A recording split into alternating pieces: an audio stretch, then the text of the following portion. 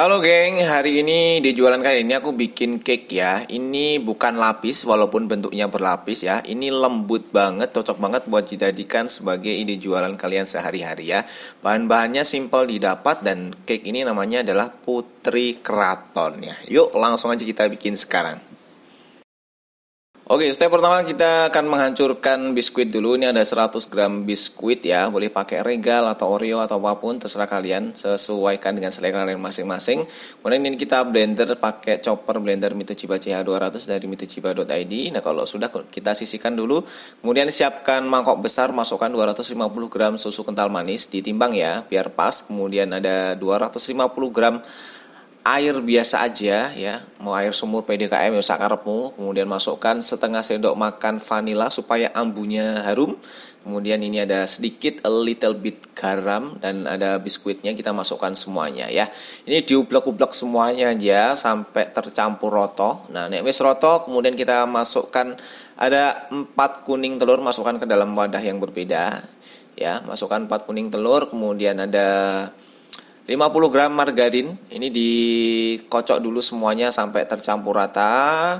Cokok, baru kalau sudah kita masukkan ke adonan regalnya yang tadi. Ya, aduk-aduk semuanya sampai tercampur rata. Sekarang kita sisihkan dulu. Sekarang kita masukkan 4 putih telur, ini di mixer sampai soft peak ya. Ini aku pakai mixer Mito MX100 dari mito.id. Ya, harusnya sampai soft peak, tapi ini aku malah terlalu kaku. Tapi ya nggak masalah sih.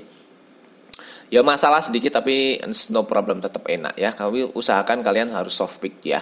Kemudian ini adonan telurnya kita masukkan ke adonan regal ya, diaduk-aduk semuanya aja, jangan terlalu lebay ngaduk slow-slow aja ya. Kalau sudah kemudian kalian siapkan loyang, alasi dengan taburi dengan margarin dan tepung, kemudian masukkan adonannya dan kita langsung pick atau di oven aja pakai oven Mito M077 dari mito.id ya.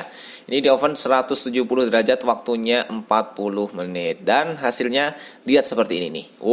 Mantep. Ya, ini langsung aja dipotong-potong, terserah kalian mau dipotong seperti apa ya.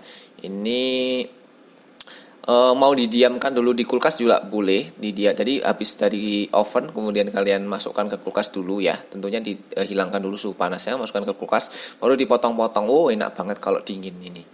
Aku sih sukanya dingin ya, tapi kalau kalian suka anget yo terserah kalian.